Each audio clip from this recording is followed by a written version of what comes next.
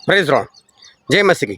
मैं स्टैनली मैकवान, मेरे YouTube channel Hindi Gujarati Bible study में आपका स्वागत है। मेरे चैनल को आज अभी इसी वक्त आप सब्सक्राइब कर लीजिए और परमेश्वर ज्ञान में आप बढ़ते जाओ। चले प्रभु यीशु के पीछे चल तो पड़े थे और प्रभु यीशु मर गए, वापस जिंदा भी हो गए और उन्होंने 2 बार चेले लोगों को दर्शन दिया। फिर भी पतरस ऐसा बोलता है, मैं तो मछली पकड़ने के लिए जा रहा हूँ। क्या मछली पकड़ना पतरस का काम था? क्या वहाँ से परमेश्वर ने उसको छुड़ाया नहीं था? फिर वो वापस मछली पकड़ने के लिए क्यों गया? शैतान ने ऐसा क्या काम किया पतरस के अंदर कि जो सभी मछली पकड़ने के लिए चले गए? आज दुनिया में बहुत सारी घटनाएं हो रही है। अंतिम दिन शुरू हो चुके हैं। अंतिम दिन के भी अंतिम हिस्से में हम पहुंच चुके हैं। शैतान पूरे जोरों से काम कर रहा है और प्रकाशित वाक्य उसकी जो 7 मुहरें हैं और उसकी 7 तुरहियां है और जो 7 कटोरे हैं, समझ लो ये सभी का काम शुरू ही होने पर है। उससे पहले जो कुछ भयानक घटनाएं, बड़ी बड़ी बीमारियां, तो वो सब कुछ हो ही रहा है। कोरोना एक बार फिर से चल पड़ा है। मालूम नहीं, हो सकता है फिर से लॉकडाउन हो जाए, हो सकता है और भी कुछ घटनाएं हो जाए। लड़ाइयाँ हो रही है और प्लेन क्रैश हो रहे, बहुत कुछ हो रहा है। ऐसे में मसीह लोगों को क्या करना चाहिए और मसीह लोगों का लक्ष्य क्या है? परमेश्वर कहते हैं जहाँ पर लक्ष्य नहीं, दर्शन नहीं, वहाँ पर लोग नाश हो जाते हैं। परमेश्वर ने पतरस को क्यों चुना था और वो कौन सा काम कर रहे हैं? आज आप मसीह में आए हैं तो क्यों आए? आप विश्वासी बने हैं तो क्यों बने? उसके पीछे क्या कारण है? क्या वो कारण आज आपको याद है कि आप उस कारण से दूर हो चुके हो? क्या है आपका मसीह में आने का कारण और आज आप कर क्या रहे हो? वो जानने के लिए मेरे साथ लगातार इस वीडियो में अंत तक बने रहो।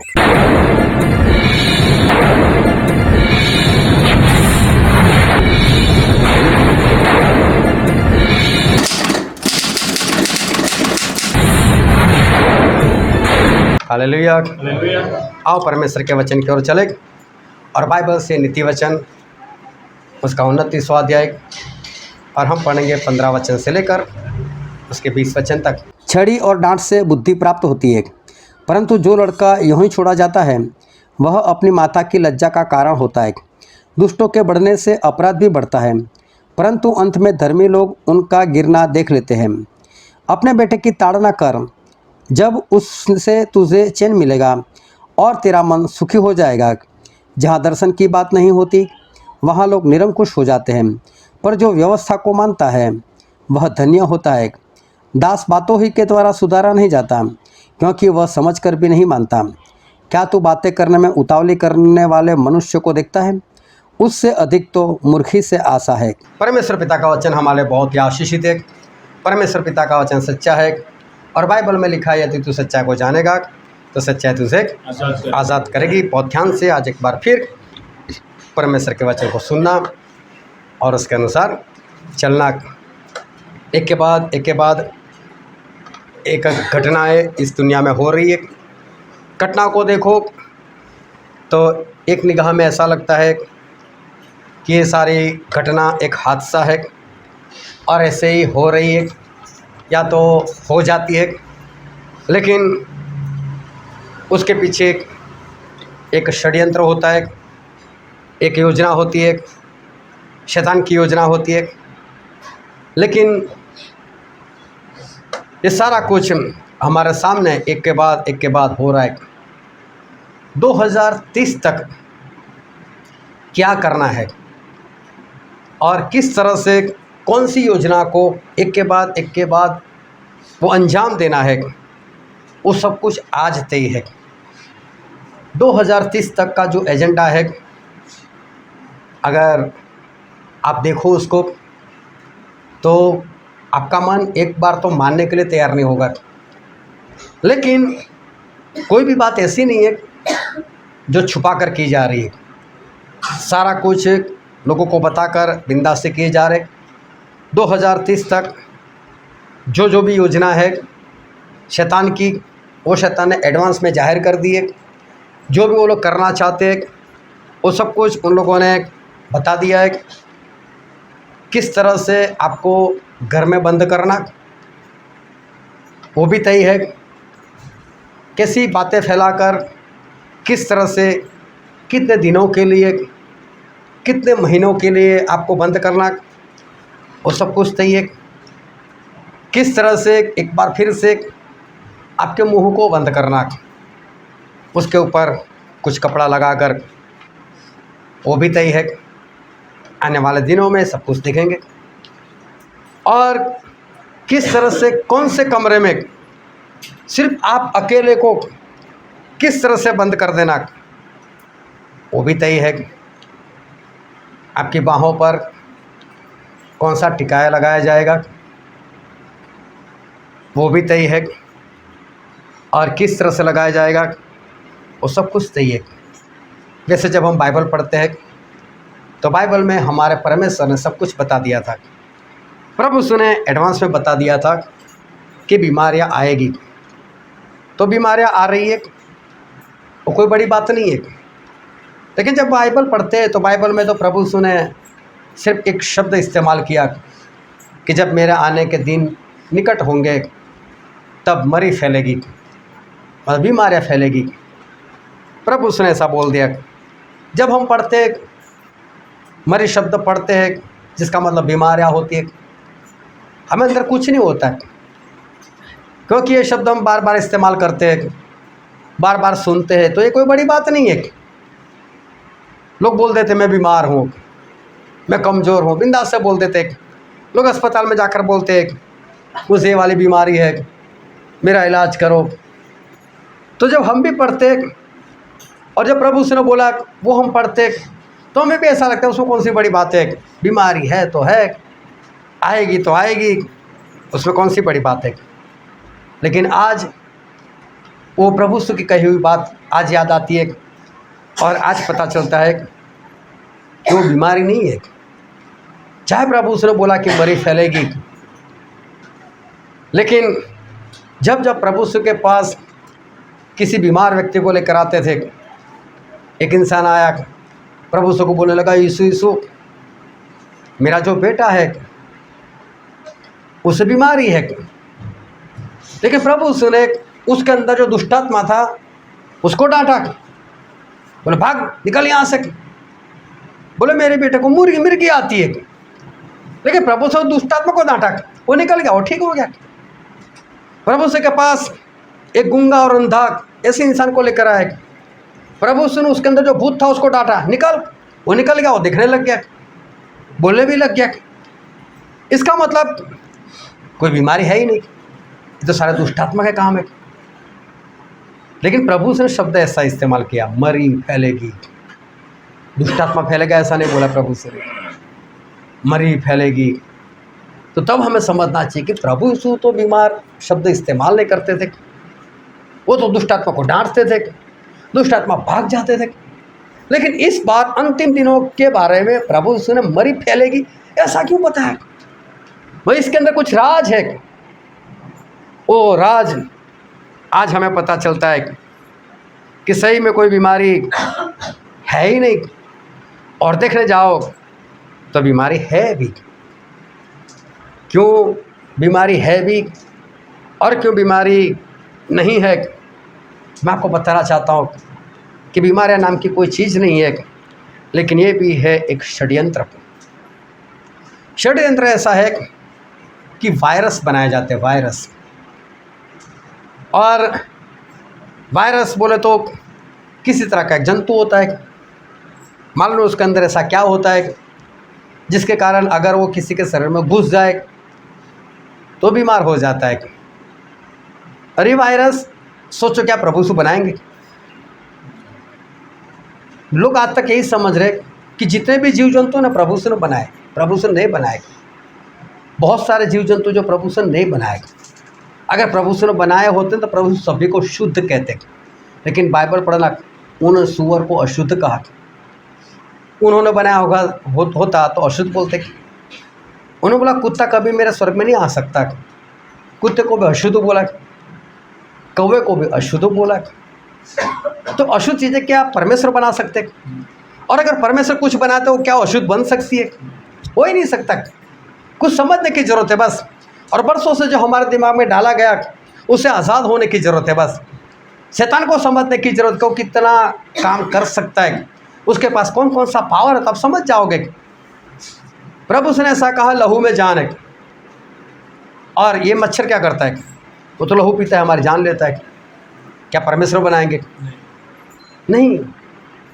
ऐसे बहुत सारे जीव जंतु हैं जो हमारे परमेश्वर नहीं बनाया। वायरस इंसान की देन है, इंसान बना रहा है, और इंसान बना रहा है और उसको फैला भी रहा है। मालूम है ये वायरस किस तरह से फैलाया जाता है? आप मानोगे नहीं कि, लेकिन आज एक बात ध्यान में रखना कि नूह ने बोला था कि 40 दिन 40 रात बरसात आएगी। माना था किसी ने? असंभव लगता था ना, लेकिन हुआ था कि नहीं? आज भी असंभव लगे तो कोई बात नहीं, लेकिन कान खोलकर सुन लेना, जो भी है वो सच है, वही सच्चाई है, उसको मानना ही पड़ेगा। नहीं मानोगे तो नूह के सिवा जो लोग थे उनके क्या हालात हुए थे, वो हालात आपके भी हो जाएंगे। और इसलिए लगे असंभव, लेकिन शांति से उसको मान लेना, और कोई भी सवाल तो बाद में मुझको मिल भी लेना। मैं आपको बाइबल से सारी बातें बता सकता हूँ। लेकिन ये जो वायरस है वो परमेश्वर की ओर से नहीं है, लेकिन इंसान बना रहे हैं। और हमारे उसको कैसे फैलाए जाएंगे? उसको बरसात के जरिए फैलाया जाएगा। अब आप ऐसा समझते हो कि बरसात तो परमेश्वर की ओर से, वो तो परमेश्वर बरसात है, तो उसमें वायरस कैसे आ जाएगा? हाँ, परमेश्वर बरसात है, बरसात मैं मना नहीं करता, लेकिन आज ऐसी मशीनें हैं जिससे इंसान खुद बरसात बरसा सकता है। और सिर्फ आजकल की बात मैं नहीं कर रहा, बहुत सालों से ऐसे मशीन बन चुके कि वो लोग चाहे वहाँ पर जितना चाहे उतना बरसात बरसा सकते, और उसके अंदर ये वायरस मिलाकर वो बरसात के जरिए भी ये वायरस फैला सकते। हो सकता है आने वाले दिनों में बरसात हो, आप बहुत खुश हो जाओ, गर्मी बहुत है, चलो नहाने चलते, आप नहा कर भी आओ, और हो सकता है उसके बाद बेड से उठ ही ना पाओ, वायरस ने पकड़ लिया आपको। हो सकता है एक ऐसी घटना हो, मोबाइल जो टावर बनाए गए उसमें भी खास कर जो वाईफाई टावर बनाए गए, क्योंकि वडोदरा सिटी उस स्मार्ट सिटी में आता है, उसमें सभी को वाईफाई फ्री मिलना चाहिए, ऐसी सरकार की योजना थी। हुआ नहीं हुआ वो लोग जाने के, लेकिन ऐसे वाईफाई के जो टावर है वो मालूम है क्यों बनाए गए? वो इसी कारण बनाए गए, उसी से ये वायरस फैलाया जाएगा। चाहे आपको असंभव लगे, लेकिन सारी बातें ये सच है। हवा के अंदर वायरस फैलाया जाएगा। फिर दवाइयाँ तो बहुत बनती है, दवाइयाँ देखने जाओ तो इसलिए बनती है लोगों को जीवन मिलेगा, लेकिन दवाइयाँ भी ऐसी होगी कि जिससे लोगों की मौत हो जाएगी। 10-10, 12-12, 15-15 घंटे लोग उठे ही ना, बस सोते ही रहे 10-15 घंटे। अगर शरीर में पानी नहीं जाएगा, कोई खाना नहीं जाएगा, तो इंसान कैसे कमज़ोर हो जाता है? इंसान कमज़ोर हो जाता है। और जब 15-16 घंटे के बाद उठेगा तब तो दूसरा डोज लेना है, और आपको ऐसा है वो तो बीमार हूँ मैं, इसके लिए मेरा मुंह बिगड़ चुका है, इसके लिए मुझे खाने का मन नहीं करता, लाओ एक दवाई और ले लो ताकि जल्दी से मेरा मुंह अच्छा हो जाए। दूसरी दवाई ले लो, 15-16 घंटा फिर सो जाओ, तीसरा डोज लो, फिर सो ही जाओ। लेकिन ये सारी बातें प्रभु से बोली थी कि मरी फैलेगी। वो पहले डांटते थे दुष्ट आत्मा को, लेकिन बोला मरी फैलेगी। तो समझने वाली बात है कि ऐसा प्रभु ने क्यों कहा कि ऐसा होने वाला है। प्रभु ने बोला लड़ाइयाँ होगी, तो कौन सी बड़ी बात है? नया साल होता था तो राजा लोग बोलते हो चलो नया साल है, लड़ाई का वक्त है, चलो निकलो हम लड़ाई करने के लिए चलते। हर नए साल में लोग लड़ाई करने के लिए निकलते थे, वो कोई बड़ी बात नहीं है। लेकिन प्रभु ने बोला कि लड़ाइयाँ और लड़ाइयों की अफवाहें आएगी। अभी देखो लड़ाइयाँ भी है, उसकी अफवाहें भी है। तो मैं आपको बता दूं लड़ाइयाँ तो है, लेकिन वो सच में लड़ाई नहीं भी है, वो सच में अफवाह है। आप सोचोगे नहीं मिसाइल तो आते हैं, मिसाइल जाते भी है, लोग मरते भी है, फिर लड़ाई तो है, फिर अफवाह कैसी है? अफवाह मैं उसको इसलिए बोलता हूँ कि सच में कोई लड़ाई नहीं है। इसराइल चाहे कितना भी छोटा हो और वो ईरान के सामने युद्ध करे, इराक के सामने युद्ध करे, सीरिया के सामने करे, पैलेस्टाइन वालों के सामने करे, गाज़ा के लिए करे, नेतन्याहू को कभी कुछ नहीं होता। वो कहीं भी घूम सकता है, उसको कुछ नहीं होने वाला। और इन लोगों के जो अधिकारी हैं उनको भी कुछ नहीं होता। मरता कौन है? आम लोग मरते हैं। यूक्रेन का जो प्रेसिडेंट है जेलेंस्की बिंदास से घूम रहा है, पुतिन को कुछ नहीं हो रहा है, लेकिन हम लोग मर रहे हैं। फैसला ही किया हम लोग, ऐसा कर तू भी डालना इधर, मैं भी तेरे ऊपर डालूंगा, ना तुझसे कुछ होगा ना मुझसे कुछ होगा, लेकिन पब्लिक को तो मारना है। तो लड़ाइयाँ है भी, लेकिन सही में एक षड्यंत्र है, मारना है पब्लिक को। इसलिए समझ लो कि ये अफवाहें भी यही है, यही सब कुछ इस दुनिया में चल रहा था। प्रभु से ने बोला कि मेरे नाम के कारण आप लोग सताए जाओगे, तो उस वक्त भी तो सताव था। खुद संत पौलुस जब शाऊल के नाम से जाने जाते थे, वो भी तो लोगों को परेशान करते थे, वो भी तो लोगों को मार देते थे। लेकिन उस वक्त पौलुस वो प्रभु से के लोगों को क्यों मारते थे? इज़राइल के लोग क्यों प्रभु से के लोगों को परेशान करते थे? कारण था, मूसा ने हमको इतनी बातें सिखाई, और प्रभु यीशु ने आकर उन व्यवस्था के बारे में सही शिक्षा दी। मूसा का कहना ये नहीं था, मूसा का कहना ऐसा है। तो इन लोगों को ऐसा लगा ये हमको मूसा के विरोध में लेकर जाता है, ये झूठा है, मारो इसको। और उनको ऐसा लगता है कि हम परमेश्वर की सेवा कर रहे हैं। उनको नफरत यीशु से नहीं थी, उनको नफरत थी यीशु मसीह जो सिखाते थे उसके ऊपर। बोले हम तो ऐसा मानते हैं, हमको ऐसा क्यों सिखा रहा है, इसलिए मारते थे। वो बात अलग है। लेकिन जब प्रभु से बोल रहे कि मेरे नाम के कारण लोग सताए जाएंगे, तो मेरे नाम के कारण मतलब यीशु मसीह, मसीह को मानने वाले मसीही क्रिश्चियन लोग। देखो उनको ये नहीं मालूम यीशु क्या करते थे, उनकी सच्चाई क्या है, कुछ भी उनको नहीं मालूम, बस मसीह को मानता है, मार। वो बात अलग है कि इज़राइल में क्यों सताव हो रहा था, उसके पीछे कोई कारण था। यहाँ पर तो कोई कारण ही नहीं है। हम कुछ करें या ना करें, मसीह को मानते हो मारो, मसीह को मानते हो, इनको मीटिंग मत कर रहे तो बात कुछ और है। प्रभु ने बताया कि सताव होगा, और सताव कुछ और था जो अभी चल रहा है। बस हम मसीह को मानते हैं, इसी कारण सताए जा रहे। आज देखना कई जगह पर जाकर देखना, ऐसे आपको ज़रूरत ना तो अभी किराए का घर ढूंढने के लिए जाना। मसीह को मानते हो, क्रिश्चियन को नहीं दिया जाता। कई इलाके हैं आप खरीद नहीं सकते, क्रिश्चियन बोलोगे तो नहीं, यहाँ पर घर नहीं है, चाहे कितना भी पैसा दो आपको नहीं मिलेगा घर।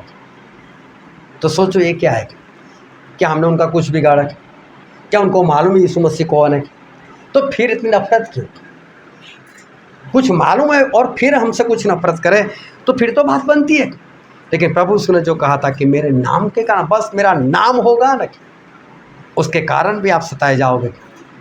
और जो बड़े बड़े लोग हैं जो दुनिया को कंट्रोल कर रहे हैं, जो अपने देश को कंट्रोल कर रहे हैं, उनको तो राज करना है बस। इसलिए धर्म के मामले में ऐसी ऐसी बातें बोलकर लोगों को उकसाते, क्योंकि उनका खुद का कोई भी धर्म नहीं है। चाहे दुनिया के कोई भी धर्म को देख लो, चाहे हिंदू हो, चाहे मुसलमान हो, चाहे सिख हो, चाहे ईसाई हो, कोई भी धर्म में जाकर देख लेना, उनके ग्रंथों को पढ़कर देख लेना, कहीं पर भी ऐसा लिखा है कि जो आपके धर्म का नाम उसको मारे दो, उसको ख़त्म ही कर दो। कहीं पर किसी भी ग्रंथ में लिखा ही नहीं है। लेकिन ऊपर वाले लोग बोलते हैं मारो यार, मारो उसको। क्यों? उनका कोई धर्म नहीं है। अगर उनका धर्म होता तो बोलते नहीं मैं इस धर्म को मानता हूँ ना, ये धर्म में मना है, किसी को मार नहीं सकते। अभी सोचो कई लोग नॉनवेज क्यों नहीं खाते? बोले हत्या करना पाप है, जीव हत्या करना पाप है। अगर सही में ऐसी बात है जीव हत्या करना पाप, तो क्या इनमें इतनी नफरत आ सकती है कि इंसान को ख़त्म कर दे? क्या उनको सिखाया जाएगा? ऐसा नहीं है। ऐसा ये ऊपर वाले कुछ भरमाते हैं और बोलते मार दो। तो प्रभु से सारी बातें लिखी थी, लेकिन उस वक्त का सताव और इस वक्त का सताव कुछ और है। ये सारी बातें परमेश्वर ने लिखी थी, लेकिन ये ऊपर वाले लोग जो है वो सारे के सारे शैतान के पुजारी हैं। वो लोग शैतान को मानते, बाल को मानते, और इसलिए ये बाल जो है उसकी मूर्ति को कभी देखना, ऐसे कुर्सी पर बैठा हुआ उसका हाथ ऐसा होता है, और उसके हाथ के नीचे काफ़ी जगह रहती है। उसके हाथ ऐसे इसलिए होते हैं कि लोग अपना बच्चा उस हाथ के ऊपर रखते थे, सुलाते थे, और नीचे लकड़ी डालकर जलाते थे, जिंदा लड़का रखते थे, और वो बच्चा जोरों से चीखता था, चिल्लाता था जब जलाते थे उसको जिंदा। और उसकी माँ, उसका बाप, उसके रिश्तेदार बड़ा ढोल लेकर पीटते थे जोरों जोरों से, ताकि बच्चे की आवाज़ उनको सुनाई ना दे। क्यों? ताकि बाहर हम पर खुश होकर हमको लंबी आयु दे, हमको पैसा दे। बाइबल में पढ़ना ये सारी बातें लिखी है। आज भी ये लोग ऐसा कर रहे हैं। उनका कारोबार बढ़िया से चले, अरबोपति बन जाए, लंबी आयु मिले, उनको शक्ति मिले। आज भी ये लोग ऐसा कर रहे हैं। अमेरिका का एक इलाका है, मैं उसका नाम नहीं लेना चाहता, लेकिन वहाँ पर आज भी ये सब कुछ हो रहा है। वहाँ पर साल में एक बार मीटिंग होती है। इतना वहाँ पर सिक्योरिटी रखते हैं लोग, सभी को अलग अलग पासवर्ड, वो पासवर्ड के बिना कोई अंदर नहीं जा सकता, कोई भी गलती से नहीं जा सकता। और वहाँ बिंदास से सब कुछ होता है। एक इंसान वहाँ पर घुस गया था, उसने वहाँ की वीडियो जाहिर किए थे। कभी आपको देखना है तो देख लेना, नेट पर हो सकता है, हो तो मिल जाएगा। लेकिन ये सब कुछ आज दुनिया में हो रहा है। ये लोग परमेश्वर को नहीं मानते, ये लोग शैतान को मानते, और इसलिए सारा काम हो रहा है। लेकिन प्रभु ने क्या बोला था? जब ये सारी घटनाएं होने लगे, जब ये अंतिम वक्त आ जाए और जब ये सारी घटनाएं होने लगे, तो प्रभु से ने ऐसा बोला था। एक वचन पढ़ते हैं, मत्ती रचित सुसमाचार उसका 24वां अध्याय और वचन 33। इसी रीति से जब तुम इन सब बातों को देखो तो जान लो कि वह निकट है, वरन द्वार पर ही है। यहाँ पर लिखा है कि जब तुम ये सारी बातें होती हुई देखो, तो हो रही है आज हमारे सामने, हो रहा है कि नहीं सब कुछ। तो परमेश्वर बोलते हैं कि जब ये सारी बातें आप होते हुए देखो, तो उस वक्त आप समझ लेना कि वह, मतलब खुद के बारे में, मैं निकट हूँ। और निकट की क्या बात है? बोले समझ लो मैं आपके द्वार पर खड़ा हूँ। सोचो, प्रभु यीशु हमारे दरवाजे तक आ चुके, ये सारी घटनाएं हो रही है और प्रभु यीशु हमारे दरवाजे तक आ गए। अब मैं बोलता हूँ, जब प्रभु यीशु इतने पास आ चुके हैं, अंतिम वक्त आ चुका है, तो हमें क्या करना चाहिए? हमें क्या करना चाहिए? जब विपत्ति आने वाली थी और नूह को पता चला कि विपत्ति आ रही है, नूह ने तुरंत एक्शन में आकर उन्होंने जहाज़ बनाना शुरू कर दिया। पेड़ों को काटना, किले बनाना, हथौड़ा लाना, जो कुछ करना था बस उसमें वो डूब गए। सब कुछ छोड़कर, ना कोई बर्थडे पार्टी, ना कोई मैरिज पार्टी, कहीं पर भी नहीं जाना, कुछ भी नहीं करना है। बस यही एक काम है, उसको ख़त्म करना है।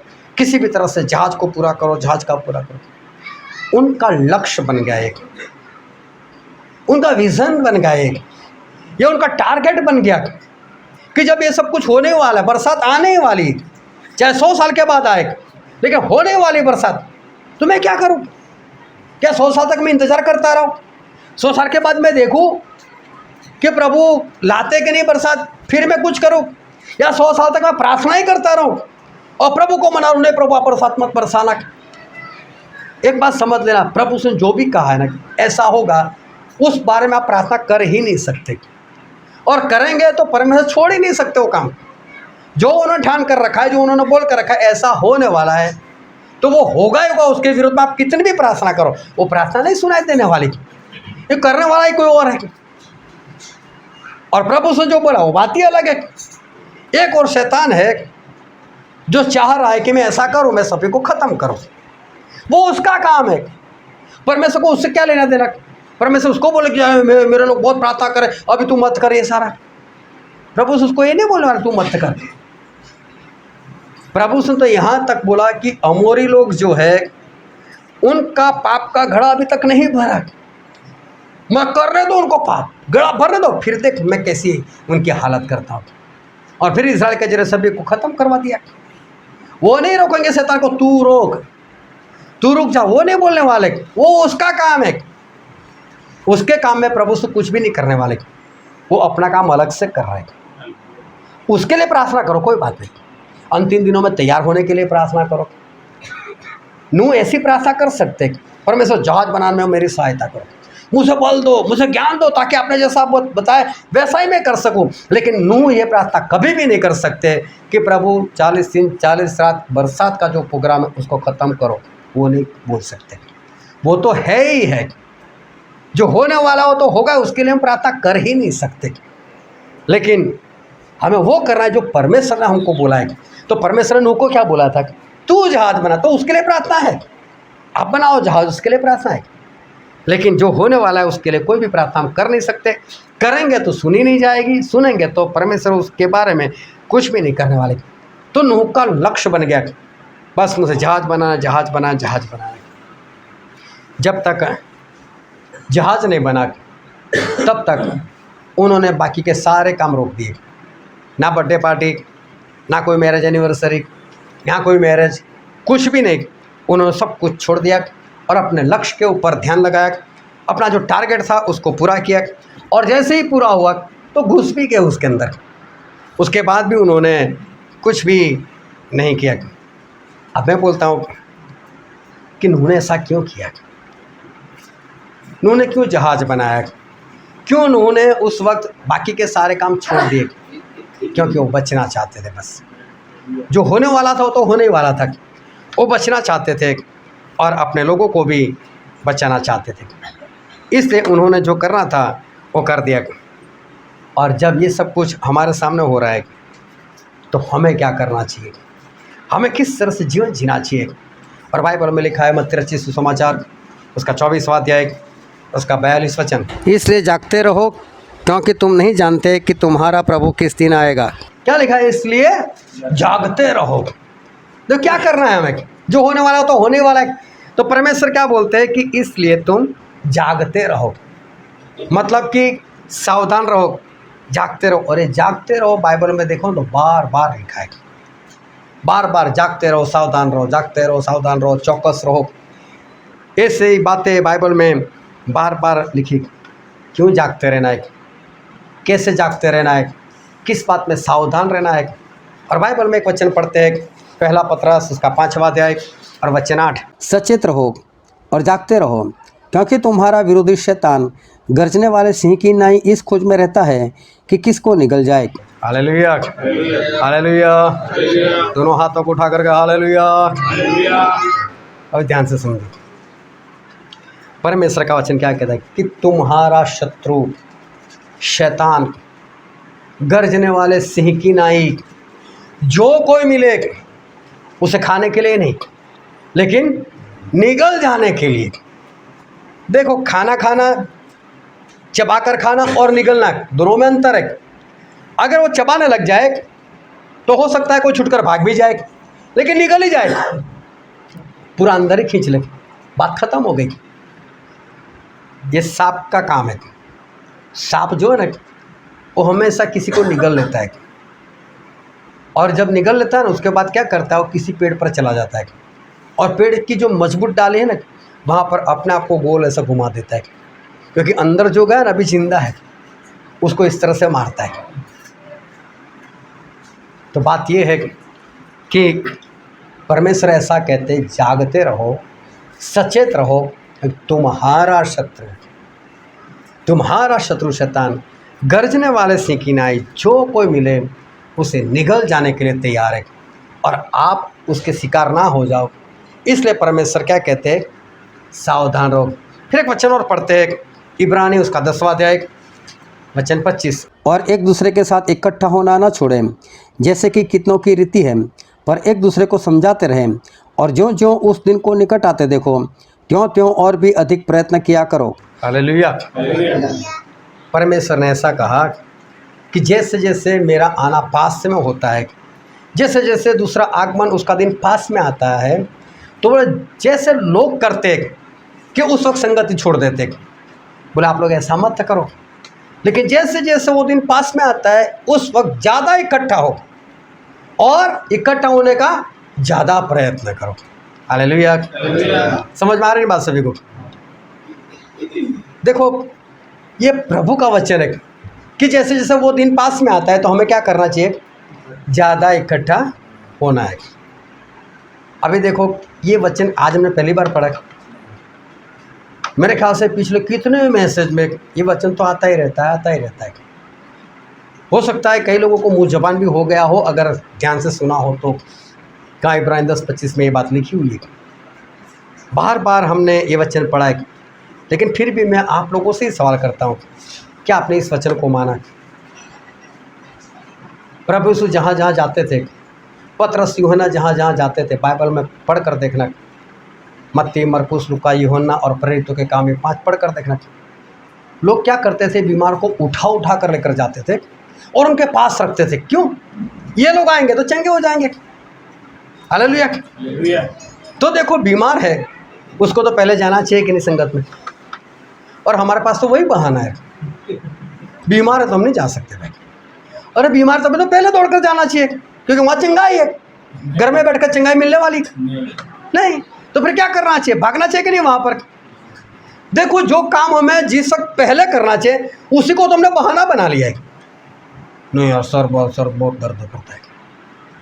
दर्द करेगा जब जब खाली हो जाता है। उसको वचनों से भर कर रखो, है ना?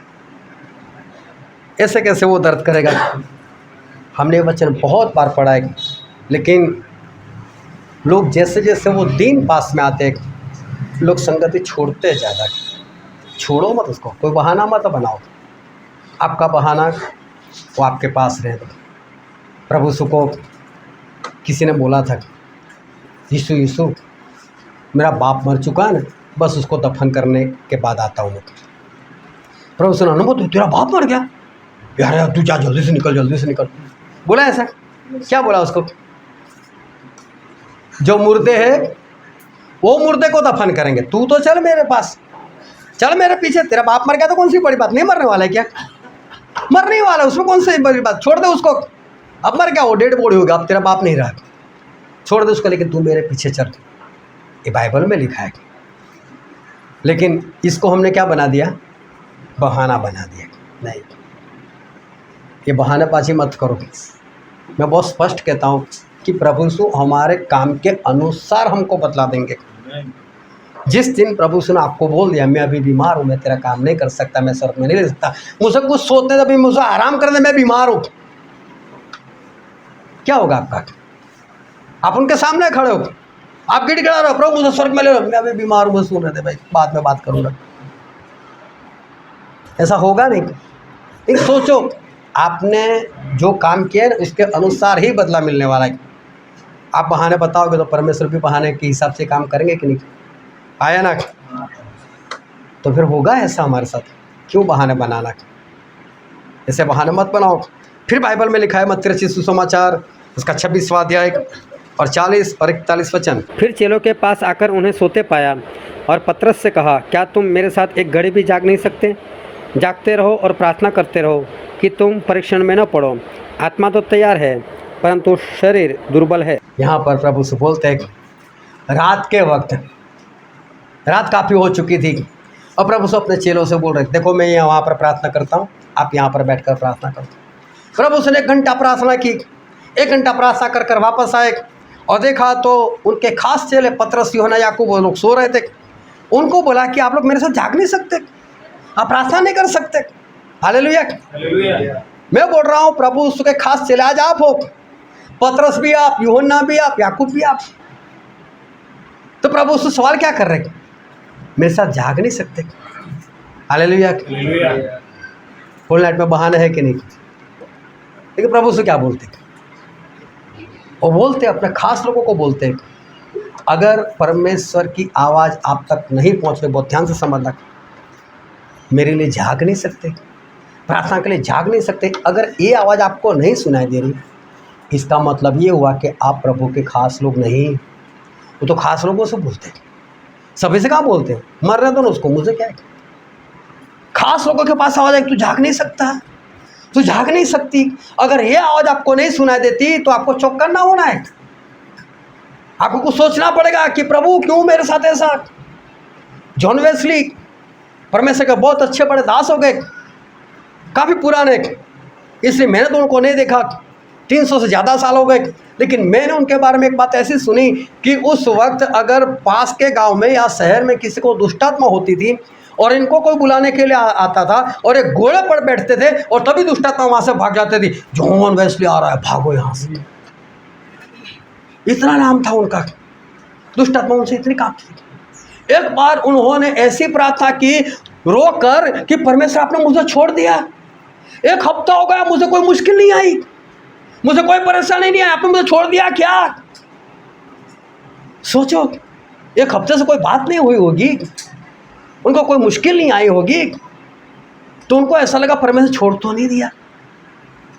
हम परमेश्वर के चहेते लोग होने चाहिए, परमेश्वर की आवाज़ आनी चाहिए, तू क्यों नहीं प्रार्थना करता, तू क्यों नहीं प्रार्थना करती। लेकिन ये आवाज़ सिर्फ चहेते लोगों के लिए। बनो ऐसे, अगर आवाज़ नहीं आती तो चहेते बनो। परमेश्वर जो बोलते हैं ना सब करो। हम आखिरी दिनों के भी आखिरी वक्त में चेलों को बोला आप मेरे साथ जाग नहीं सकते, जागते रहो, प्रार्थना करो कि तुम परीक्षण में ना आओ। मुझे क्या, मुझे जो करना है मैं करूँगा, मुझे तो मरना है मैं मरूँगा, लेकिन तुम्हारा क्या होगा। लेकिन किसको बोला? अपने खास चेले को बोला। ये आवाज़ आनी चाहिए, हम हाजिर रहने चाहिए। मैंने बोला था जब पिछले 10 दिनों की मीटिंग हुई थी, मैंने बोला ये सभी लोग होल नाइट में आना, सभी लोग होल नाइट में आना। कितना बढ़िया लगेगा, इतने सारे लोग अगर होल नाइट में जमा होते हो, कितना आनंद आएगा, कितना मज़ा आ जाएगा और कितनी खुशी हो। सच में 10 दिन तो बहुत बढ़िया रहे। सभी लोग मेरे से पहले आ जाते थे।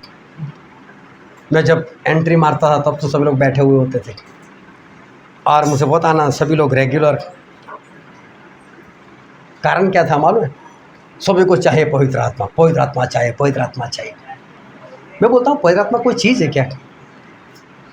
वो क्या कुछ कोई वस्तु है क्या जिसको प्राप्त करने के लिए इतनी मेहनत की? इसीलिए मैंने 8वें दिन सिखाया कि पवित्र आत्मा है क्या, उसकी ज़रूरत क्यों है, उनके काम क्या है, वो सब कुछ सिखाया। पवित्र आत्मा कोई चीज़ नहीं है, वो परमेश्वर है।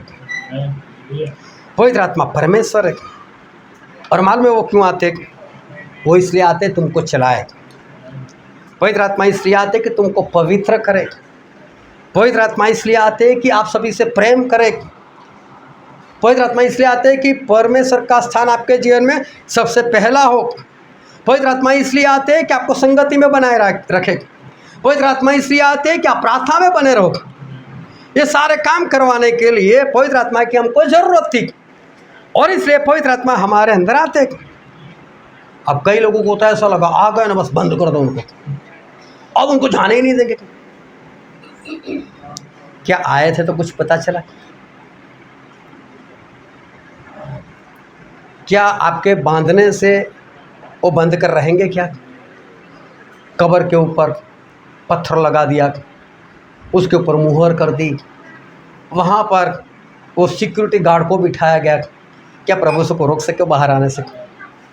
अचानक से आवाज़ आई, अचानक से पत्थर उड़क गया, वो सभी लोग बेहोश हो गए, लेकिन प्रभु से जिंदा बाहर निकल आए। उनको कोई बांध नहीं सकता। आप ये मत समझो कि पवित्र आत्मा मिल गए अभी हम उनको दिल के अंदर बांध रखेंगे और कभी भी उनको बाहर नहीं निकल देंगे और ऐसे ही हम लोग स्वर्ग में चले जाएंगे। ऐसा मत सोचो। वो आते आपको पवित्र करने के लिए, वो आते आपको चलाने के लिए, वो आते आपसे प्रार्थना करवाने के लिए, वो आते आपको संगति में रहने के लिए। वो सारे काम करवाएंगे, उसके लिए आपको अंदर से बोलेंगे। सिखाया था कि अगर नहीं मानोगे तो वापस वही पहले वाली हालत है, वही पहले के समान हो जाएगा। ये मत समझो कि पवित्र आत्मा को हम बांध कर हम रख सकते। प्रभु से जब इस धरती पर आए थे ना 12 चेले ठहराए थे। 12 चेले ठहराने के बाद और 70 चेले ठहराए और भी बहुत सारे चेले थे जिनकी गिनती नहीं लिखी, लेकिन 12 और 70 तो हम जानते। एक बार प्रभु से उपदेश किया, देखो मेरा लहू सच में पीना है और मेरा मांस सही में खाना है। जो कोई मेरा मांस नहीं खाता और जो कोई मेरा लहू नहीं पीता वो मेरे अंदर नहीं रहता, मैं उसके अंदर नहीं रहता। जो कोई मेरा मांस खाता है और मेरा लहू पीता है उसी को अनंत जीवन है।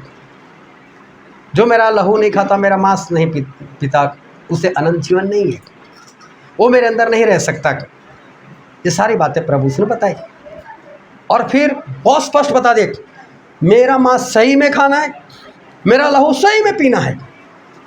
और तब 70 चेले आपस में बातें करने लगे, ये कैसा इंसान है, अपना लहू कैसे दे सकता है लोगों को पीने के लिए, अपना मांस कैसे दे सकता है खाने के लिए, ये कठिन बात है, कौन करेगा ऐसा। छोड़कर चले गए। यूहन्ना 6 अध्याय में सारी बातें लिखी, लेकिन वहाँ पर ये नहीं लिखा वो 70 चेले थे, सिर्फ लिखा उनके चेले उनको छोड़कर चले गए। फिर प्रभु से पतरस के पास आए, उन 12 के पास है, मतलब 12 चेले भी वहाँ पर थे। और उनको पूछा, क्या आप भी मुझे छोड़कर जाना चाहते हो? तो पतरस ने मना कर दिया, प्रभु आपको छोड़कर कहाँ जाएगा, आपके पास तो अनंत जीवन की बात है। तो बाकी बच्चे कौन 70 वही छोड़कर चले गए, 12 तो अभी भी थे, और 70 चले प्रभु यीशु को छोड़कर वो चले गए। ये 12 लोग प्रभु यीशु के साथ थे। उनके अंदर भी कुछ गड़बड़ी थी। हमें बड़ा कौन, ईर्ष्या आती थी, दुष्ट आत्मा निकालने को लोगों को मना कर देते थे, बड़ी बड़ी बातें करते, प्रभु हम तो मरने के लिए तैयार, जेल में जाने के लिए तैयार, लेकिन डर कर भाग भी जाते थे। 3 बार पतरस इनकार भी कर चुके थे। तो चेलों के अंदर सारी बातें थी, चाहे प्रभु यीशु के पीछे जाते थे, लेकिन ये बात सारी बातें थी। ऐसे में वक्त आ गया, प्रभु यीशु मर गए, तीसरे दिन जिंदा भी हो गए।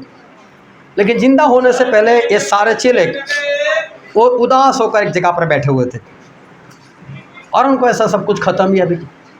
लेकिन कुछ स्त्रियां थी, उनको तीसरे दिन ऐसा लगा कि बदबू आएगी लोगों को, चलो हम कुछ इत्र वगैरह डालकर आते। अभी क्या हुआ कि जो स्त्रियां थी वो वहाँ पर चले गए, कुछ इत्र लेकर, बोलो वहाँ पर डालकर आएंगे। लेकिन जब वहाँ पर गए तब स्वर्गदूत का दर्शन हुआ। उन्होंने बताया कि यीशु जिंदा हो गए। आपको बताया नहीं था कि तीसरे दिन जिंदा होगा, आपको बोला नहीं था तुमसे पहले मैं गलील में जाऊँगा, जाओ जाकर भाइयों को बताओ। अब ये सारे लोग वहाँ पर दुखी अवस्था में बैठे थे, भविष्य नज़र नहीं आता था, और उनको पता चल गया कि प्रभु से जिंदा है। उन लोगों ने जाकर कब्र को खाली भी देखा। उसके बाद ये लोग घर में आकर फिर बैठ गए, दरवाज़ा बंद था। अचानक से प्रभु से आ गए, लेकिन मालूम है थोमा इधर उधर कहीं होंगे, और थोमा वहाँ पर नहीं थे। प्रभु से उनको दर्शन दिया, फिर वो तो वापस गायब हो गए। थोमा ने नहीं माना, तो हफ्ते बाद फिर प्रभु से आ गए, फिर दर्शन दे दिए। 2 बार इनको दर्शन हुआ, और पतरस अचानक से खड़े हो गए, बोले मैं तो मछली पकड़ने के लिए जा रहा हूँ। तो बाकी के लोग सोचने पड़ गए, हमारा अगुआ पतरस वो वापस मछली, बोला अकेले क्यों जाते, हम भी आते हैं ना। पतरस बोला चलो। रात में निकल पड़े सभी लोग, और जाकर पूरी रात एक बार फिर मेहनत की, लेकिन मछली एक भी नहीं आई। सुबह को प्रभु यीशु आए। अभी तो सूरज बाहर निकलने की देरी थी, अंदर में पहचान नहीं पाए कि यीशु है। प्रभु यीशु ने बोला बच्चे लोग मछली है कि नहीं, बोले नहीं आई, बहुत मेहनत की। बोले कोई बात नहीं, दाहिनी ओर जाल डालो। जैसे दाहिनी ओर जाल डाली, 153 मछली आ गई। और यूहन्ना ये सब कुछ देख रहे, यार ये घटना तो 3.5 साल पहले हुई है, उस वक्त यीशु थे, आज कौन है। तब तक सूरज निकल चुका था, पीछे मुड़कर देखा, ए पतरस यीशु है। और पतरस समुद्र में डाई लगा दी, कुर्ता पहना नहीं था, फिर कुर्ता पहनकर बाहर आए। तब तो प्रभु से के पास ऑलरेडी मछली थी, पकी हुई, रोटी भी बनाकर बैठे थे। बोला आओ यार खाते हम लोग। प्रभु से को इनकी मछली की कोई ज़रूरत नहीं थी। ध्यान से समझता कि इसी मछली के पीछे से प्रभु ने पतरस को बुला लिया था, और पतरस को, यूहन्ना को, याकूब को और आंद्रिया को, ये 4 लोगों को ऐसा बोला था कि मैं तुम्हें इंसानों को पकड़ने वाला बनाऊंगा। क्या बदमुए जीवन जीते हो, क्या ऐसा जीवन जीते हो। निकल पड़े। प्रभु से कहे मत्ती, वो तो चुंगी लेने वाला, वो तो गवर्नमेंट सर्वेंट जॉब कर रहा था, उसके सामने जाकर करो ए मत्ती मेरे पीछे चल। बोले लोग तो तुझे पापी मानते हैं, चुंगी लेने वाला समझते हैं, कोई इज्जत नहीं, चल आजा, इज्जत बनेगी तेरी। और वो भी सब कुछ छोड़कर प्रभु से के पीछे चल पड़े थे। और ये सारे लोग एक बार फिर मछलियों के पीछे भागने वाले बन गए। ये भूल गए कि हम प्रभु यीशु के पीछे आए थे क्यों। हमने तो मछली छोड़ी थी, अभी हमारा ये काम तो था नहीं। प्रभु यीशु के चेले बन गए थे। चेले का मतलब होता है फॉलोवर, जो गुरु करता है वही हमको करना है। इनका लक्ष्य था कि जो प्रभु यीशु करते हैं वही हमको करना है, बस उनका लक्ष्य था। चेले बन चुके थे, लक्ष्य भूल गए, अपना टारगेट ही भूल गए कि क्या करना है, और टारगेट को छोड़कर वापस वही मछली पकड़ने के लिए वो लोग आ गए। ध्यान से समझना कैसे हालत हो गई इनकी। और आज जो वचन हमने पढ़ा था नीति वचन, उसका 29वां अध्याय 15 से लेकर 20 वचन, लेकिन पढ़ो तो उसका 18 वचन। जहाँ दर्शन की बात नहीं होती वहाँ लोग निरंकुश हो जाते हैं, पर जो व्यवस्था को मानता है वह धन्य होता है। अभी ध्यान से समझना, जहाँ पर दर्शन की बातें नहीं, जहाँ दर्शन की बातें नहीं मतलब विजन नहीं, वहाँ लोग निरंकुश हो जाते, अंकुश में नहीं रहते। इंग्लिश में लिखा है where there is no vision people perish, मतलब जहाँ पर लोगों के पास टारगेट नहीं, एक लक्ष्य नहीं, बोले वहाँ पर लोग नाश हो जाते। यहाँ पर लिखा है जहाँ दर्शन नहीं, लक्ष्य नहीं, लोग निरंकुश, निरंकुश अंकुश के बाहर। आपने अपने बच्चे को बोला है इतना ही करना, इस जगह पर मत जाना, लेकिन वो चला गया, मतलब आपके अंकुश में नहीं है, वो कहीं और चला गया। देख उसके साथ बातें मत करना, वो अच्छा लड़का नहीं है, फिर भी वो बात कर रहा है, मतलब आपके अंकुश में नहीं, वो निरंकुश है। और परमेश्वर ऐसा बोलते हैं कि जहाँ पर दर्शन नहीं मतलब लक्ष्य नहीं, आपकी दृष्टि में कोई लक्ष्य नहीं कि आपको क्या करना है, कहाँ पर जाना है, वो लक्ष्य नहीं आपका, तो फिर इंसान कैसा हो जाता है? निरंकुश, वो अंकुश से बाहर चला जाता है। लेकिन व्यवस्था मानने वाला, मतलब परमेश्वर की आज्ञा मानने वाला, वो कैसा है? एक लक्ष्य के अंदर, एक दायरे के अंदर रहता है। वो दायरे के अंदर कौन रहेगा? जिसके पास लक्ष्य है। चेले लोगों का लक्ष्य क्या था? प्रभु यीशु के पीछे आ गए थे, प्रभु यीशु के चेले बन गए थे। तो इनका लक्ष्य था कि जो काम प्रभु यीशु कर रहे वही हमें करना है, जो काम प्रभु यीशु का है वही हम करेंगे। अभी हम मछली हमारे लिए नहीं है, ये इनका काम था। वो तो प्रभु यीशु के पीछे चलने वाले बन गए थे, लेकिन ये लोग लक्ष्य भूल गए अपना, कि प्रभु यीशु मर गए तो क्या हुआ, वो आपस स्वर्ग में भी चले जाए तो हमें क्या, वो हमें दर्शन दे या ना दे हमें क्या लेना देना। हमें तो हमारा जो लक्ष्य है उस लक्ष्य के पीछे हमको चलना है। वो 70 चेले प्रभु यीशु के पीछे आ गए, तो चेले थे इसका मतलब फॉलोअर। तो प्रभु यीशु जो कहते हैं वही करना चाहिए कि नहीं, वही उनका लक्ष्य होना चाहिए कि नहीं। इन्होंने सामने से बोल दिया, कौन ऐसी बातें माने, ये तो मांस खाने को बोलता है, ये तो लहू पीने की बात करता है, कौन मानेगा ऐसा। अरे मेरे भाई एक बार पूछ तो देख कि प्रभु से आपका लहू पीना मतलब क्या आप निकाल के दोगे क्या, वो हमको पीना है क्या? प्रभु से आपका मांस मतलब निकाल के दोगे, कच्चा खाना है? कुछ तो पूछते हैं तो वहाँ से उत्तर तो मिलता है ना कि देख मेरा मांस सही में खाना है, मेरा लहू सही में पीना है, लेकिन मैं आपके लिए व्यवस्था कर कर जाता हूँ ना, वो रोटी होगी और दाखरस होगा, फिर कितना आसान हो जाता है। फिर तो बोले प्रभु एक नहीं 2 गिलास पी जाएंगे, एक रोटी नहीं फिर तो 2 खाए जाएंगे, ना बोलते कि आसान हो जाता कि नहीं। इन लोगों ने पूछा ही नहीं, इनको भारी लग गया। लेकिन लक्ष्य का मतलब होता है, चेले का मतलब होता है, फॉलोअर का मतलब होता है मेरा गुरु जो कहे वो आंख बंद कर करना है। गुरु एक बार बोले ना इस खड्डे में गिर पड़ो तो गिरना है, वो बोले इस कुएं में गिर पड़ो तो गिरना है, उसको बोलते हैं चेला, उसको बोलता है फॉलोअर। लेकिन सच्चा गुरु सच्ची बातें ही बताएगा, वो ऐसा तो नहीं बोलेगा कि आपकी जेल में चले जाओ। और 70 चेले प्रभु उसको छोड़कर भाग गए। मालूम ऐसा क्यों हुआ? मालूम है पतरस और बाकी के चेले क्यों मछली पकड़ने के लिए वापस भागे? और ध्यान से समझना, शैतान आपके जीवन में यही काम करता है, आपका लक्ष्य भुला देता है। आप क्यों मसीह में आए, सबसे पहले आपका लक्ष्य वो भुला देता है। पतरस को याद रहना चाहिए, मछली अरे वो तो मैं छोड़ कर आया था, अभी तो इंसान को पकड़ने का मेरा लक्ष्य है, प्रभु का काम करना मेरा लक्ष्य है।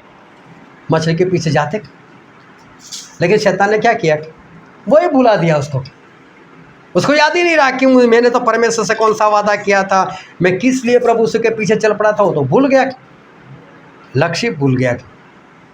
ये शैतान यही काम करता है, लक्ष्य भुला देता है और इंसान वापस वही काम करने में लग जाता है जो उसको सही में नहीं करना चाहिए।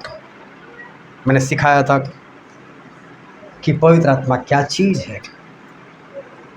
जो हम त्रिएक परमेश्वर को मानते हैं उनमें से एक परमेश्वर है, वो भी सनातन है, वो भी आदि से अनादि काल तक है, वो भी सर्वशक्तिमान है। मैं सिखाया था कि पवित्र आत्मा आएंगे तब तुम सामर्थ पाओगे। मैंने ये भी बताया था कि वो आपको संगति में बनाए रखेंगे, वो परमेश्वर का प्रथम स्थान होना चाहिए आपके जीवन में, वो आपको बातें बताएंगे। लेकिन मैंने साथ में ये भी बात बताई थी, उनको दिल में भर कर भूल मत जाना, उनको दबा कर मत रखना, वो जैसा कहेंगे वैसा करना, तो सामर्थ्य और भी बढ़ेगा। लेकिन 10 दिन की प्रार्थना, सभी लोग बहुत खुश रहे, सभी लोग आनंदित रहे, सभी लोग आते रहे, रेगुलर आते रहे। लेकिन उसके बाद वो भूल गए कि पवित्र आत्मा हमने पाया क्यों था। उसके बाद संगति में मैंने देखा तो वापस वही 12, 15, 20, 25 लोग जो इकट्ठा होते थे वो कहाँ गए? क्या उन लोगों को लक्ष्य याद नहीं रहा? क्या उनको याद नहीं रहा कि पवित्र आत्मा की अगुवाई में हमको चलना है? जैसे जैसे वो दिन पास में आता है हमको और ज़्यादा प्रयत्न करना है, ज़्यादा हमको इकट्ठा होना है। कुछ लोग पवित्र आत्मा को पाकर फिर अपने काम में लग गए। दाऊद राजा एक बार अपनी छत के ऊपर घूम रहे थे, बात सेवा को उन्होंने देखा, व्यभिचार कर लिया, बड़ा गुनाह कर लिया। इतना ही नहीं, बात सेवा उनको इतनी पसंद आई उसके पति को भी मरवा दिया। बात सेवा की खूबसूरती में इतना डूब गए, एक बच्चा पैदा हो गया तब तक उनको नहीं पता चला मैंने कोई गलती की। ज़्यादा नहीं, मुझे लगता है 1 साल बीत गया होगा। लेकिन दाऊद राजा अभी भी व्यभिचार में, उसको नहीं मालूम। लेकिन परमेश्वर ने नातान को भेजा, नातान झाँक, उसको जाकर बता कि तूने गलती की है।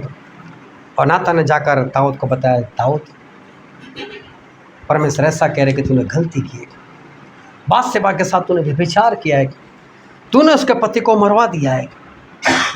दाऊद राजा ने तुरंत मान लिया, हाँ सही बात है, ये मेरी गलती है।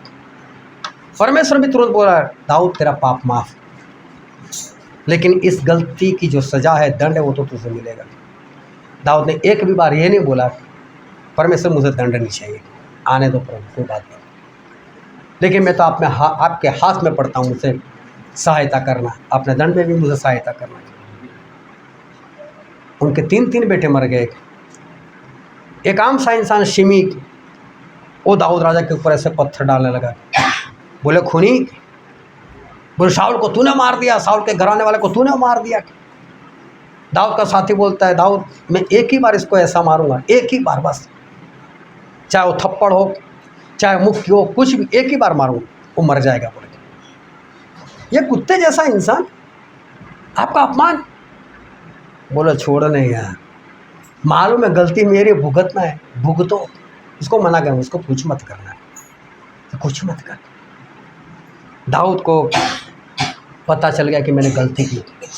उसके बाद में पूरा बाइबल पढ़कर बताना, ऐसी गलती दाऊद तक कभी नहीं की, कभी नहीं की।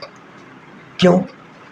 एक बार अपने लक्ष्य थोड़ा इधर उधर हो गए, एक गलती हो गई, वापस सेट हो गए, पता चल गया ये गलती जिंदगी में नहीं करनी, बस नहीं की। उसके बाद में मैं बोलता हूँ, आप लोगों ने, एक ज़माना था जब पश्चाताप किया था, बपतिस्मा लिया था, उस वक्त भी पवित्र आत्मा आपके अंदर आए थे। लेकिन चलते चलते कुछ गलतियाँ हो गई, कुछ गलतियाँ जानबूझकर कर दी, उस पवित्र आत्मा को गंवा बैठे, उनको अपने जीवन से गंवा दिया। अच्छा हो परमेश्वर अंतिम दिनों में एक मौका फिर दिया, फिर हम सभी लोग उसके लिए तैयार हो गए, रेगुलर हो गए, एक तलब जाग उठी, नहीं इस मौका को छोड़ना नहीं है।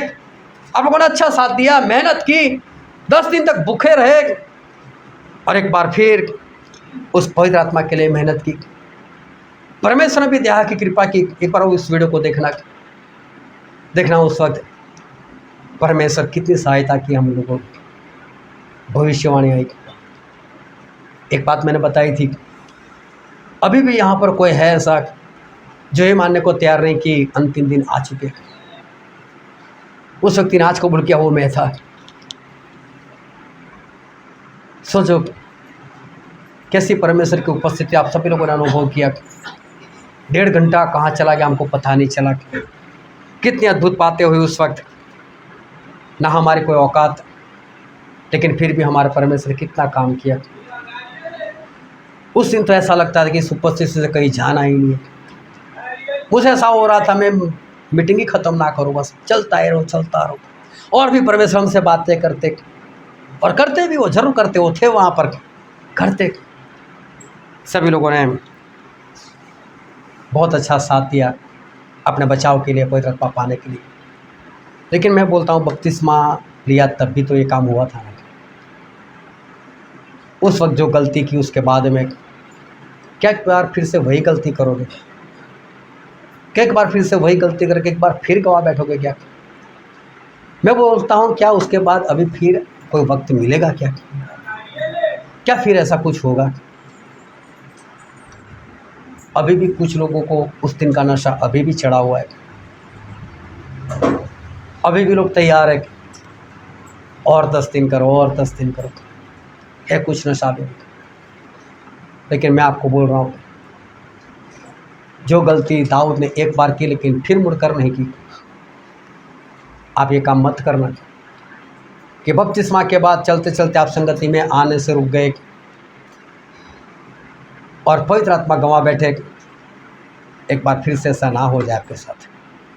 जो मेहनत की है ना उसमें बने रहो, क्योंकि परमेश्वर ऐसा कहते। एक बार फिर से वचन पढ़ते, नीति वचन उसका 29वां अध्याय वचन 18।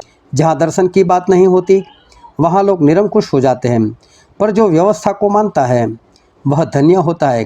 Hallelujah, hallelujah.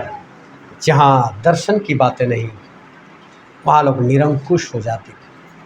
यह अंकुश क्यों निकल जाता है कि मुझे हर संगति में हाजिर रहना है? क्यों अंकुश निकल जाता है मुझे प्रभु भोज लेना है? क्यों आप व्यवस्था से बाहर क्यों हो जाते हो? क्योंकि आप उस पवित्र आत्मा को दबाने का प्रयत्न करते हो। वो अंदर से बोलते जा मेरे बेटे, जा मेरी बेटी, तू जा।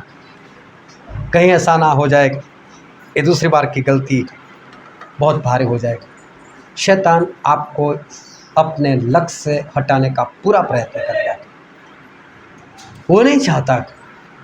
उस दिनों को याद करो, 10 दिनों को। आप सभी के जीवन में ऐसी ऐसी घटना हुई कि आप उस वक्त हाजिर ना रह सको, लेकिन फिर भी आपने शैतान को उस वक्त हराया। अभी क्या वापस उसको हरा कर खुद हारना चाहते हो? फिर मरना चाहते हो? वो तो लक्ष्य भुलाने के लिए तैयार है, लेकिन आप लोग क्यों तैयार हो? मैं बोलता हूँ यहाँ पर आप लोग जितने भी हैं, चलो मैं तो फिर भी आपको चलाने वाला हूँ, तो मेरी बात कुछ और है। लेकिन मैं बोलता हूँ इस निहल कल को कुछ भी करता है, आपको क्या लेना देना? ये कोई भी गलती करे, आपको क्या लेना? मरना तो मरे, उसको नरक में जाता है तो जाए। हाँ, आपको ये होना चाहिए चलो मैं उसको बचाने के लिए कुछ करता हूँ। लेकिन आप किसी के पास आकर ये बात बोल, मालूम इस निहल ने ऐसा किया। क्यों पवित्र आत्मा के विरोध में जाना? जिसको जो करना है करने दो। उसको बचाने के लिए कुछ करना है तो करो। किसी की निंदा क्यों करनी? क्यों किसी की बात करनी? मुझसे तो इससे ठोकर आती है, उससे ठोकर आती है। ठोकर कहीं नहीं आती है। अंधे हो तो ठोकर आती है क्या? अंधे को ठोकर लगती है। हम देखने वाले को कौन सी ठोकर? हमारे सामने कोई व्यभिचार करे तो क्या हमको ठोकर आएगी? हमारे सामने कोई चोरी करेगा तो क्या हमको ठोकर आएगी क्या? हमको क्यों ठोकर आए? हम तो जानते हैं हम ना करें ऐसा। नहीं यार वो करता है तो हमको मन हो जाता है। ऐसे कैसे ठोकर खा सकते? प्रभु से कभी ठोकर खाई क्या? प्रभु यीशु को लोगों ने बोला कि ये फरोसी लोगों ने तेरे से ठोकर खाई। बोले मैंने कौन सी ऐसी बात कही जिससे इन लोगों को ठोकर लगती है? मैं जो भी सच बताता हूँ। हालेलुया। ऐसी बातें मत करो। जिसको जो करना है करने दो, उसको बचाने का प्रयत्न करो। हमेशा एक मन एक चित्र हो। मैंने पहले से बोल दिया था एक मन और एक चित्र हो। जिसको जो करना है करो, लेकिन उसको रोकने के लिए आप कुछ कर सकते हो तो करो। किसी की निंदा कर कर खुद भी नाश में मत चले जाना। अगर आप यहाँ पर एक नहीं रह सकोगे ना तो स्वर्ग में कैसे रह पाओगे? हाँ, स्वर्ग में वहाँ पर कोई सालेसन आर्मी का झंडा नहीं ले रहा होगा। वहाँ मैथड्स का कोई क्रूस नहीं होगा वहाँ पर। हाँ, वहाँ कोई लोगो नहीं होगा। ना मैथड्स का, ना सीएनआई का, ना पेंटेकोस्ट का, कोई भी लोगो नहीं होगा। वहाँ तो एक ही मेरे परमेश्वर बस, जो सबसे प्रेम करते बस। वहाँ तो वो ही है। हालेलुया। ये सब कुछ यहीं पर रह जाना है। सब कुछ छोड़ो। जो लक्ष्य मिला है ना कि पवित्र आत्मा पाकर हमें क्या करना, उस लक्ष्य में जीवन जियो। शैतान का काम यही है, चेलों से भुलवा दिया कि तुम्हारा लक्ष्य क्या था। वो सभी लोग वापस अपने जीवन में चले गए। ऐसा मत होने दो। बस उस लक्ष्य में बने रहो जो परमेश्वर ने दिया है, क्योंकि परमेश्वर कहते हैं जहाँ दर्शन की बातें नहीं वहाँ लोग निरंकुश हो जाता। फिर निरंकुश हो जाओगे, फिर वही बातें, फिर वही बीमारियाँ, फिर वही श्राप, फिर वही सब कुछ। इससे अच्छा है परमेश्वर में बने रहो ताकि खुद बचो और लोगों को भी बचा पाओ। हालेलुया। हम सभी अपनी आंखों को बंद करें, अपने मस्तकों को प्रभु से आगे झुकाए। ये वक्त है कि हम अपने आप को जांचें, ये वक्त है कि हम अपने आप को परखें, ये वक्त है कि हम अपने आप से सवाल करें कि मैंने पिछले दिनों में पवित्र आत्मा के लिए मेहनत की तो क्यों की, मुझे पवित्र आत्मा क्यों चाहिए था, पवित्र आत्मा की मेरे जीवन में क्या ज़रूरत थी। पवित्र आत्मा की मुझे ज़रूरत इसलिए थी ताकि मैं स्वर्ग में जाऊँ, वो स्वर्ग में जाने की टिकट है।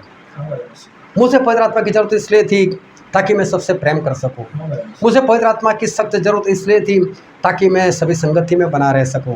मुझे पवित्र आत्मा की सख्त ज़रूरत इसलिए थी कि जिस तरह से प्रभु यीशु के जीवन में हमारा पहला स्थान है, उस तरह से हम भी प्रभु यीशु को अपने जीवन में पहला स्थान दे सकें।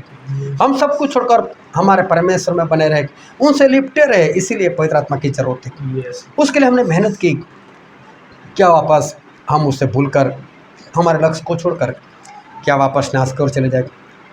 आज वक्त है कि इस बात को गंभीरता से सोचो। शैतान चाहता है कि आप अपना लक्ष्य भूल जाओ। शैतान चाहता है कि अपना लक्ष्य भुलाकर वो आपको नर्क की ओर लेकर चला जाए। लेकिन आज वक्त है कि हम हमारे लक्ष्य को हम पक्का कर दें और सच्चाई से और आत्मा से हम उस लक्ष्य में बने रहे कि बस मुझे किसी भी तरह स्वर्ग में जाना है, बस मुझे पवित्र आत्मा से भरकर लोगों से प्रेम ही करना है, बस मुझे पवित्र आत्मा से भरकर संगति में बने रहना है, बस मुझे पवित्र आत्मा से भरकर मुझे प्रभु भोज में बना रहना है, बस मुझे पवित्र आत्मा पाकर मुझे होल नाइट में बना रहना है, बस मुझे किसी भी तरह स्वर्ग में घुसना है, बस मुझे पवित्र आत्मा से भरकर मुझे स्वर्ग में घुस जाना है। इस लक्ष्य को याद रखो, क्योंकि नरक में जाने जैसा है नहीं। वहाँ पर जाने के लिए कुछ नहीं करना, लेकिन वहाँ बाहर निकलने के कुछ भी करो, कभी वहाँ से बाहर का दरवाज़ा है ही नहीं। वहाँ सिर्फ एंट्री है, एग्ज़िट नहीं है। और इसलिए मैं कहता हूँ कि वहाँ से आप आज़ाद हो जाओ। वो जगह जाने जैसी है नहीं। बस पवित्र आत्मा में बने रहो और अपने लक्ष्य को मत भूलो कि मैंने पवित्र आत्मा क्यों पाया था। बस हमेशा अपने जीवन में पहला स्थान परमेश्वर को दो। ये वचन समझने के लिए, ग्रहण करने के लिए और उसके अनुसार चलने के लिए प्रभु की कृपा हम सभी पर होने पाए।